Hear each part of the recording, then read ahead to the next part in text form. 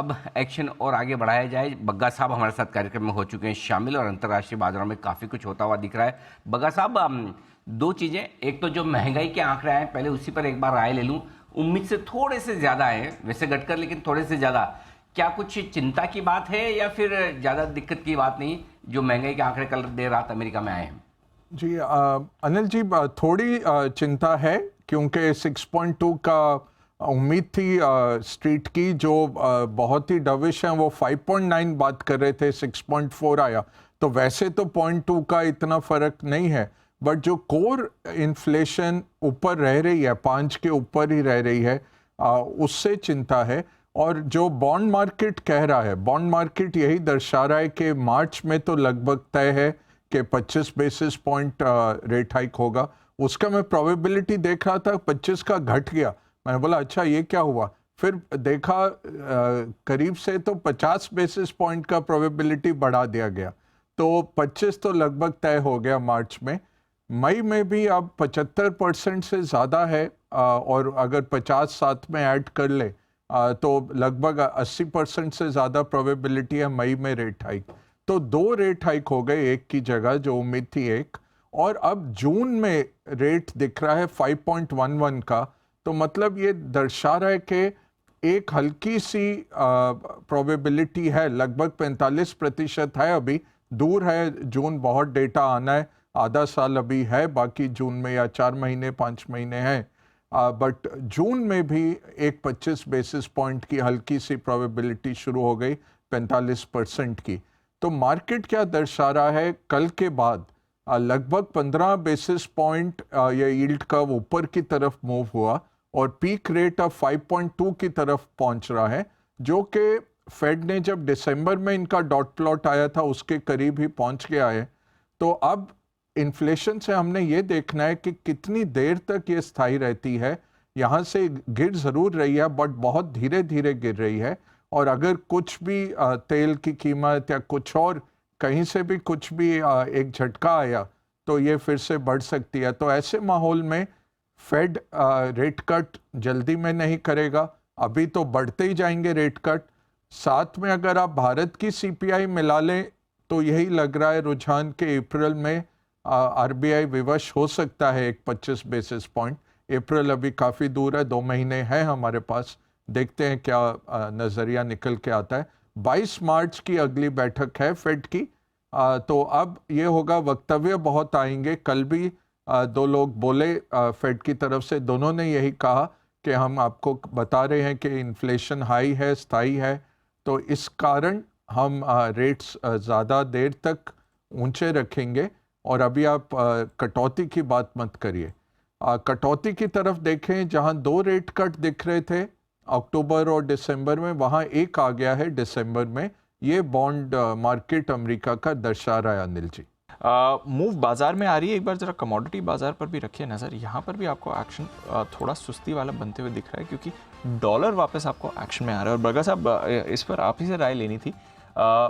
पिछली बार जब 83 के करीब हमारा रुपया आ गया था, तब डॉलर इंडेक्स 114-115 के लेवल पर था।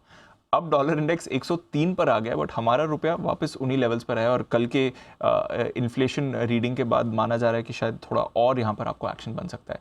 तो क्या कुछ हो सकता है सर, अब अगर करेंसी मार्केट में अगर बाजार को अपना फिर से फोकस बदल कर ये मानना है कि आगे, जैसे आप भी कह रहे थे, और रेट हाइक्स आ सकती हैं? थोड़ा पोस्टपोन हो गया डॉलर की गिरावट, कह सकते हैं कि 2-3 महीने से पोस्टपोन हो गया, यहाँ पे अब अटका रहेगा।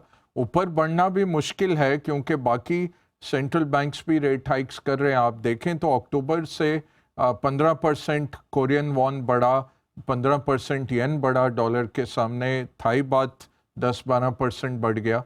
हमारा रुपया नहीं चला, रुपया अटका हुआ था क्योंकि एफआईज की आउटफ्लोज काफ़ी तीव्र थी। अब पिछले 3-4 दिन से हम एफआईज की खरीदारी देख रहे हैं, तो वो देखना पड़ेगा।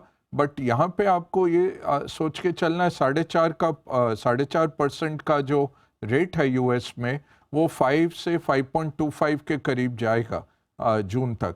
तो वो एक ठहराव ले रहा है डॉलर अभी। हमने देखा येन भी थोड़ा वीक हुआ, येन के नए गवर्नर की अनाउंसमेंट हो गई दीप, जो हम मंडे को बात कर रहे थे, कल अनाउंसमेंट आ गई। अब उनका 24 फरवरी को उनका वक्तव्य रहेगा पार्लियामेंट के सामने, थोड़ा उससे हमें आइडिया मिलेगा क्या उनकी सोच है। बट कंटिन्यूटी दिख रही है वहाँ पे पॉलिसी की, उसके चलते येन थोड़ा वीक हुआ और वो बहुत ही बड़ा एक चेंज आ सकता है अगर वो 2-3 महीने तो सेटल डाउन करेंगे। बट उम्मीद यही है, एक मिस्टर येन है, मिस्टर सकाकीबुरा करके, जो उनके वाइस फाइनेंस मिनिस्टर होते थे, इंडिया भी आए हुए हैं, कई बारी मुलाकात हुई उनसे। उन्होंने यही कहा कि येन को 120 तक हम देखते हैं एंड ऑफ द ईयर तक, और ये इजी मनी पॉलिसी हट जाएगी, नेगेटिव पॉलिसी हटेगी। तो काफ़ी चीज़ें मूव हो रही हैं इकट्ठा। रेट्स जल्दी नीचे नहीं आते, रेट्स और बढ़ेंगे, ये आप तय कर लीजिए। इन्फ्लेशन ज़रूर नीचे आ रही थी, बट इन्फ्लेशन के नीचे आने का जो मोमेंटम है वो कम हो गया, तो थोड़ी स्टिकी हो रही है इन्फ्लेशन। इसके चलते रेट्स थोड़े स्टिकी रहेंगे, इसके चलते डॉलर की स्ट्रेंथ है, और वो डॉलर की स्ट्रेंथ जब आती है तो कमोडिटीज़ पे हावी होती है, वो हम कमोडिटीज़ में देख रहे हैं। स्पेशली सोना और चांदी जो करेक्शन आया है वो केवल डॉलर के तरफ से ही है। और रुपया जो अच्छे माहौल में जब डॉलर गिरा उसमें भी नहीं रिकवर किया, तो अब ये देखना पड़ेगा आरबीआई की सोच क्या है, और किस तरह से हमारा करंट अकाउंट डेफिसिट तो है 3% ऑफ जीडीपी का, तो आरबीआई शायद चाहेगा कि थोड़ा और डेप्रिसिएशन, ऑर्डरली डेप्रिसिएशन रुपए का करके नीचे लाया जाए, ताकि एक्सपोर्ट्स और कॉम्पिटिटिव हों। बट उससे इन्फ्लेशन बढ़ जाती है, तो ये ज़रूर सोचना पड़ेगा। तेल आप लेके आ रहे हैं, इन्फ्लेशन आपकी बढ़ जाएगी जितना नीचे रुपया जाएगा, तो ये देखना पड़ेगा। कल ओपेक की तरफ से एक स्टेटमेंट आया बड़ा इंटरेस्टिंग कि 2023 में वो देख रहे हैं डिमांड आउटलुक अब बढ़ेगा, करीब 2.3 मिलियन बैरल्स, 20 लाख बैरल से एसेंशियली उन्होंने अपनी डिमांड आउटलुक को बढ़ाया है। ये कितना सिग्निफिकेंट है? चाइना की रीओपनिंग की बात हो रही है, और दूसरा क्योंकि रशिया ने कुछ समय पहले ही आउटपुट कट करने की बात करी है, तो इन दोनों फैक्टर्स को कंबाइन करें तो तेल का क्या होगा, क्योंकि रीसेंट इन्फ्लेशन डेटा में तो सबसे बड़ी परेशानी यहीं से आई है। 2 क्वार्टर्स कुछ ज़्यादा नहीं दिखता है deep, but second half of this year shortage हो सकती है। अभी बैलेंस्ड है मार्केट। चाइना के जो हाई फ्रीक्वेंसी इंडिकेटर्स आ रहे हैं वो अभी भी इतनी तेज़ी नहीं दिखा रहे। चाहे मोबिलिटी ज़रूर बढ़ी है, सबवे यूसेज, ट्रेन यूसेज, वो सब आ गया है 2019 के करीब, बट तेल की खपत उनकी नीचे है। अमेरिका की खपत 6% नीचे है 2019 के मुकाबले। तो अब वो क्या ईवीज़ के कारण इतना बड़ा डिफरेंस हुआ है वो तो नहीं लगता, क्योंकि ईवी का जो पेनिट्रेशन है 1-2% हो रहा है, और फ्लीट के तौर पे देखें तो वो टाइम लगेगा, एकदम से तो नहीं आता। बट अमेरिका में 6% नीचे आया है। एविएशन जैसे बढ़ेगा पूरे दुनिया में, स्पेशली चाइना का जो नॉर्मलाइजेशन की तरफ जा रहा है एविएशन, उससे तेल की डिमांड बढ़नी चाहिए।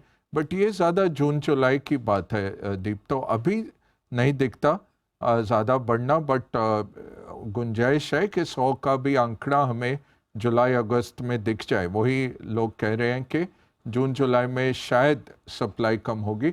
होपफुली तब तक रशिया का फिर से कुछ समाधान निकल आएगा और वो सप्लाई वापस आ जाए पूरी तरह से। अमेरिका में ज़्यादा और सप्लाई नहीं है अवेलेबल, तो ग्लोबल चैलेंज है। अगर ये 2.5 मिलियन बढ़ता है तो कोई है नहीं। वेनेजुएला आपको बनाने के लिए 4-5 साल और चाहिए, एकदम से नहीं आएगा वेनेजुएला से भी। तो प्रॉब्लम हो जाती है। अगर चाइना फुली 5% जीडीपी ग्रोथ आता है तो साल के सेकंड हाफ में प्रॉब्लम है। अभी तो वो नहीं दिख रहा प्रॉब्लम, अभी प्रॉब्लम नहीं दिख रही। चलिए ठीक है, बट ज़्यादा नीचे भी नहीं, नीचे prices तो नहीं नहीं, जाएंगे। नीचे नहीं जाने एक वो जो राहत थी वो तो अब नहीं है। देखिए, अमेरिका ने कल स्ट्रेटेजिक रिजर्व से और निकाला है, Exactly. तो वो थोड़ा बहुत सेंटिमेंटल हुआ, बट ज़्यादा फर्क नहीं पड़ा। तो नीचे जाना मुश्किल है, ऊपर जाएगा ज़रूर। और वही है कि सेकंड हाफ में अभी तो थोड़ा स्लो डाउन है ग्लोबली और रेट्स बढ़ रहे हैं, डिमांड कम होगी और बट सेकंड हाफ में चाइना जब पूरे पुरजोर तरीके से आगे बढ़ेगा तब थोड़ा सा आगे बढ़ सकता है। क्लियर है सर। तो कच्चे तेल में और राहत की अब आप उम्मीद ना करें तो ही बेहतर है। यहाँ से अगर थोड़ा दाम नीचे भी आए तो सपोर्ट नीचे मिल जाएगा।